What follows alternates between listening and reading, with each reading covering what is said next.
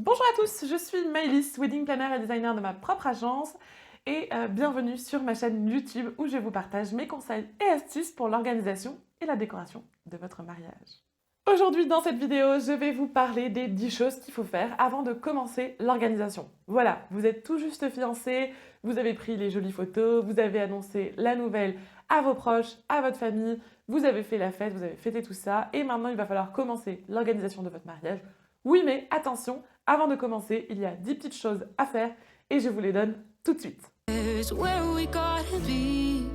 You know you'll have a good time wherever you're with me. La première chose à faire, ça va être de réfléchir à la date, à la période. Alors, je ne vous demande pas une date précise, mais vraiment plus, voilà, plusieurs dates, plusieurs mois, plusieurs semaines où vous êtes OK pour vous marier. Voilà, comme je vous le dis souvent dans plusieurs de mes vidéos, vaut mieux avoir une période, avoir voilà, plusieurs dates et de choisir votre date une fois que vous avez trouvé votre lieu de réception en fonction des disponibilités de ce lieu de réception, parce que sinon vous avez moins de choix de lieux et c'est dommage parce que vous pourriez passer à côté de lieux qui vous plaisent, qui sont à 100% dans vos critères, mais juste parce qu'ils ne sont pas disponibles à la date que vous étiez imaginé à la base. La deuxième chose, ça va être de réfléchir à la région dans laquelle vous souhaitez vous marier. Est-ce qu'on se marie là où eh bien, on vit? Est-ce qu'on se marie là où voilà, on est né, on a nos origines, etc. Ou est-ce qu'on se marie carrément dans un autre endroit? C'est ce qu'on appelle le destination wedding. Donc par exemple, si on est des mariés suisses et qu'on se marie eh bien, à Paris, eh bien voilà, c'est du destination wedding, même si c'est Paris et que c'est pas par exemple l'Italie. Voilà, si on est parisien et qu'on se marie eh bien, en Italie, c'est du destination wedding. Voilà, vous voyez un petit peu, est-ce qu'on se marie dans une autre région? Est-ce qu'on se marie dans la même région? Voilà, un petit peu réfléchir à tout ça.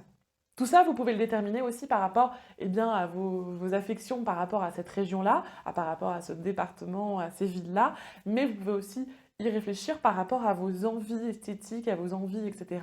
Ok, si je veux plutôt un château ou un domaine style parisien, bien évidemment, ça va être plus facile de le trouver à Paris, alors que si je veux un joli vignoble avec voilà, des belles vignes, ce genre de choses-là, peut-être qu'il faudra aller dans une région viticole. Si je veux me marier à l'extérieur, sous un grand soleil, sur une plage, peut-être que c'est plus intéressant de se marier dans une région où il y a des plages. Le troisième élément, ça va être le nombre d'invités.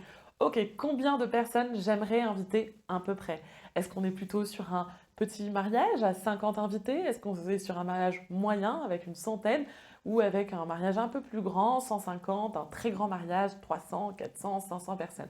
Voilà, on peut réfléchir un petit peu par rapport aux familles, aux proches, aux invités à qui on invite, faire une petite liste vraiment très très brève et dire bon voilà, on a à peu près tant de personnes, ça va être très, très utile en fait pour le reste de l'organisation.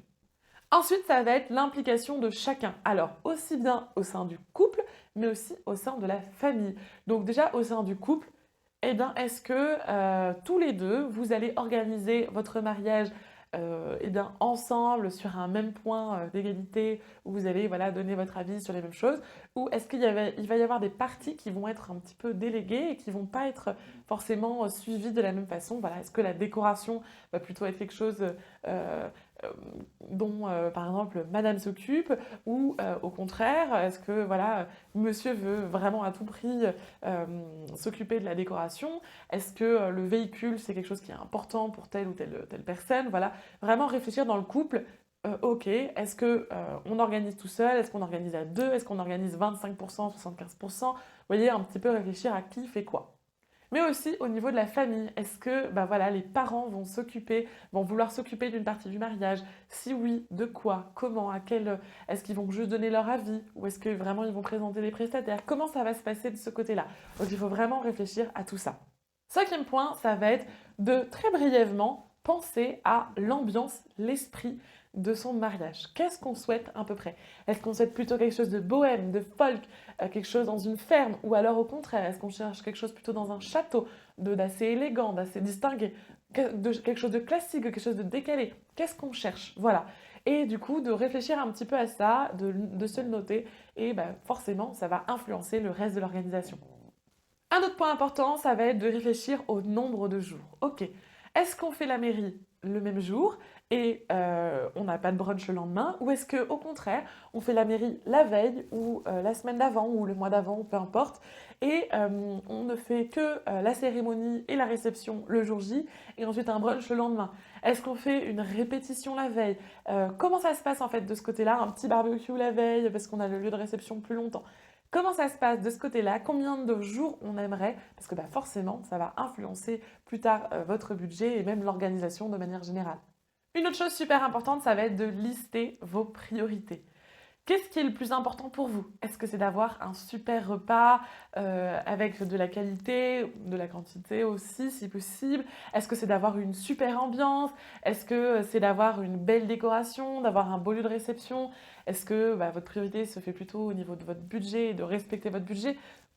Où sont vos priorités? Voilà, on liste tout ça et comme ça, eh bien, au fur et à mesure de l'organisation, on sait, ok, ça, c'est des choses qui sont importantes, donc je vais commencer par ça.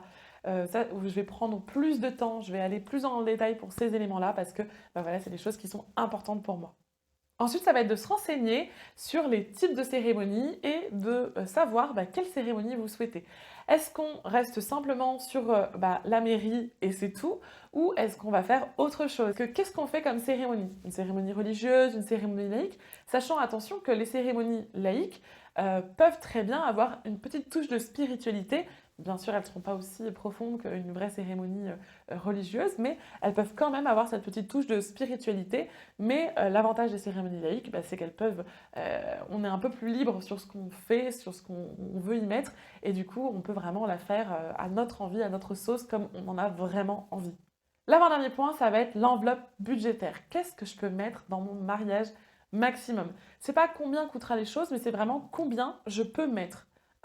Est-ce que j'ai de l'argent de côté? Est-ce que je peux mettre tous les mois une petite somme? Est-ce que j'ai ma famille qui m'aide? Comment ça se passe de ce côté-là? Et en fait, avec cette enveloppe budgétaire et vos envies, le nombre d'invités, l'ambiance générale, la région, les dates, etc., on va essayer de coordonner tout ça, de vérifier que ça matche. Voilà, votre wedding planner, quand elle va vous créer votre budget estimatif, quand elle commence l'organisation de votre mariage avec vous, à vous créer un budget estimatif par rapport à vos envies, votre cahier des charges, à vous proposer en fait un petit projet de mariage, elle va vérifier que votre enveloppe budgétaire, elle soit en adéquation avec vos envies, tous vos critères, etc. Et si ce n'est pas le cas, remettre à niveau soit un côté, soit l'autre, et du coup vous aider à respecter aussi votre enveloppe budgétaire. Et donc le dernier point, vous l'aurez compris, c'est de prendre bien évidemment une wedding planner.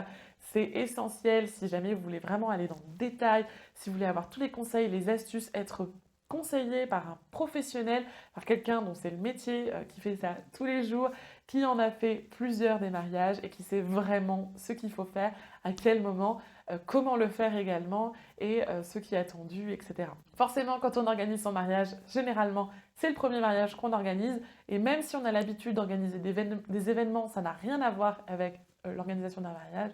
Donc forcément, vous faire accompagner, c'est clé. Et c'est le dernier point, du coup, avant de commencer réellement l'organisation de votre mariage. Donc voilà, c'était un petit peu tous les éléments. J'espère que cette vidéo vous a plu. N'hésitez pas à m'envoyer un petit message, un petit commentaire pour me dire ce que vous avez pensé, si vous avez des choses que vous voulez rajouter, que vous pensez qu'il faut rajouter sur les choses à commencer avant l'organisation. Et puis bien évidemment, si vous voulez être accompagné, n'hésitez pas à m'envoyer un mail, m'écrire sur WhatsApp, m'envoyer un petit DM sur Instagram. Je serai ravie de vous aider dans l'organisation et la décoration de votre mariage. Sur ce, je vous souhaite de très belles fêtes et vous dis à bientôt! Where we gotta be, you know you'll have a good time wherever you're.